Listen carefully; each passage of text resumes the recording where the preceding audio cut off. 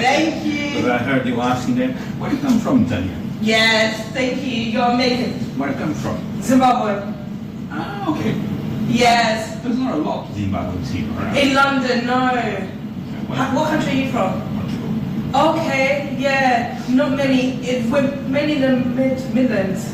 In the middle. Ah, okay. Birmingham in that area. Yeah. They don't like city of London. So the Zimbabweans, when they immigrate, because everybody knows the condition that Mr. Mugabe, Yes. the country. So where do they go? They go to America? They go No, to the UK, Canada, or Australia. Australia. Yeah, because we're part of the Commonwealth, isn't it? Yeah, Australia's Yeah. close. Okay, and you came to London. No, not to London. My family and everyone is from Hertfordshire, and then I moved to London. So is where? From Hertfordshire.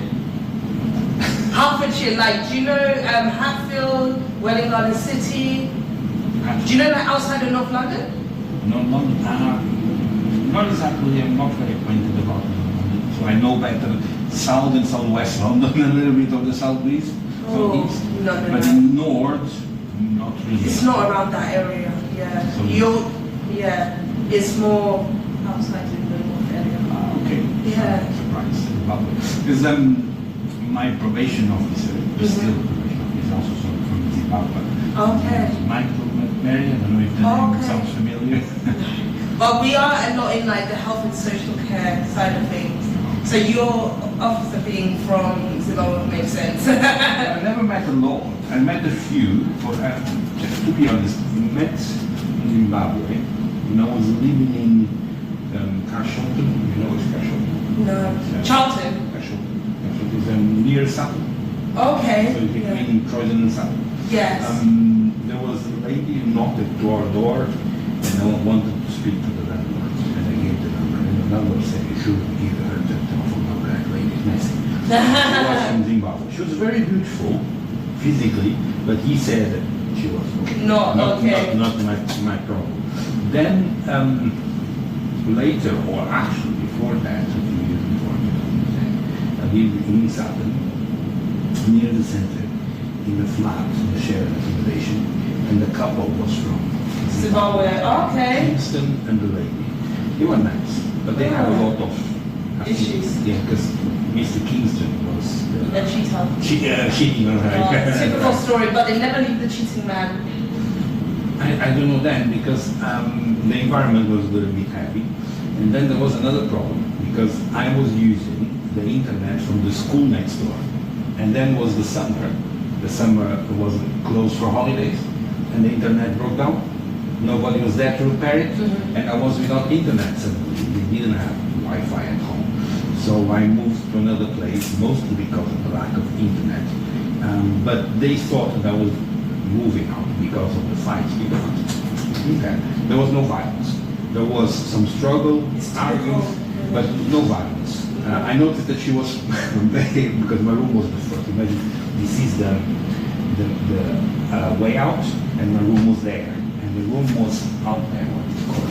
Yeah. And he was going out, and she was here standing, and and my door was some kind of opaque glass. I was watching the movements, watching the scenario, and it might feel funny in the beginning, but it wasn't funny. No. And when I left, but they thought that I left because of that, but I didn't. I left because there was no internet at home. Where I went, exactly the same. There was no internet as well. Gosh. So I had to buy a contract of internet as I haven't today. So and that's it. So you don't think about going back to Zimbabwe? No, I came here when I was very young. So I'm just used to all of this. More Yeah. British then. Yeah. So, but I think Mugabe was kicked out from power. I thought he died. He died. That's how he got out. I'm not that into his politics. He stole a lot of the money, the resources of the country. He's very corrupt. Well, the whole of Africa is corrupt. Besides Picasso, something Faso, Burkina Faso or something. Burkina Faso. Yeah, they're the only. I think that's the only country in Africa that is. This all going the right Africa way. is like that. It's not only the local mentality. It's the mentality that was planted by the colonizers. all countries are corrupt because the white people were there, and I'm white, I'm talking against myself, not sickly Yeah, because I'm I not understand what you corrupt, but against our own race, because when we went there, we took corruption with us. You understand? Because they were very rich countries in resources. People were very poor, very submissive. They figured out, okay, this is the right place to grab the resources, and that's what they did. So we Portuguese, we had our colonies, Angola, Mozambique, and other small countries in Africa. Angola mostly had still have a lot of resources, gold, diamonds, and oil. They're very rich. Mozambique is gas, not much more than that. And we were not clever enough to hold the territory for a little bit longer, or at least when they asked for independence, because the whole Africa was becoming independent, and our dictator said no, because giving independence to these countries is to give them to the hands of the Americans and the British.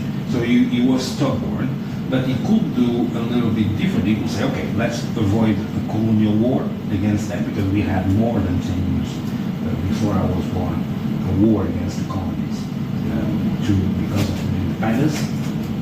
And instead of wasting all that money and human lives in a war, he could settle an agreement with them.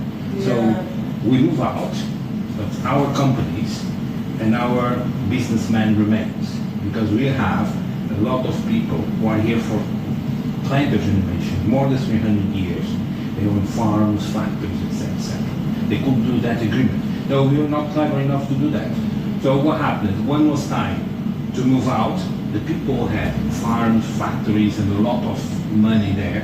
They left empty-handed. They left completely empty-handed. Until today, they are claiming to the local governments a compensation for it. They're not going to get it, because then they ask for compensation for the colonization and slavery, etc. You understand? So it's a little bit complicated situation, but that's the thing.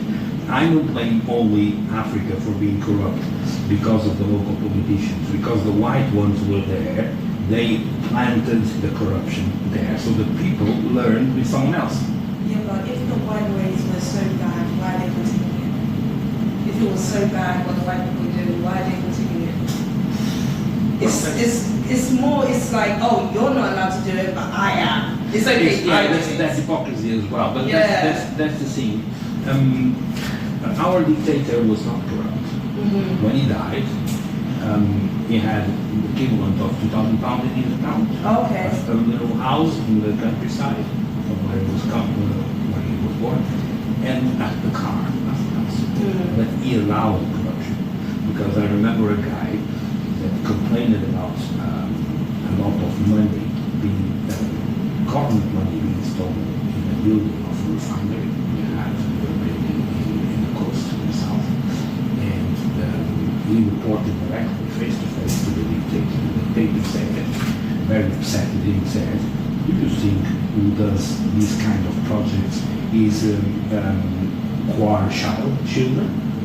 Something like it's not innocent people who are involved in these projects. It's people already used to corruption. So he was not corrupt, but he allowed corruption in order to remain in power.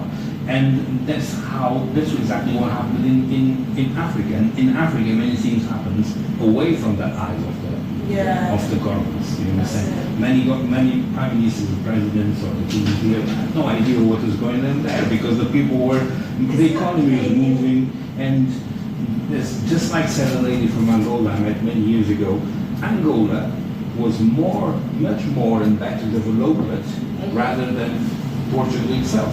Because Portugal is just 2 or 3 towns where you can have a good life. You go to the interior, you have no electricity. In Africa, all big towns have electricity. In Angola. Oh wow! So you see, so there were more investment, or the investments were more, how can I say, well delivered in the colonies rather than in Portugal itself. So, and that's probably the big mistake of the dictator. In Lisbon, Porto, Coimbra, and other big towns, people were living well. But the people in the countryside didn't have a road to go from one place to another, didn't have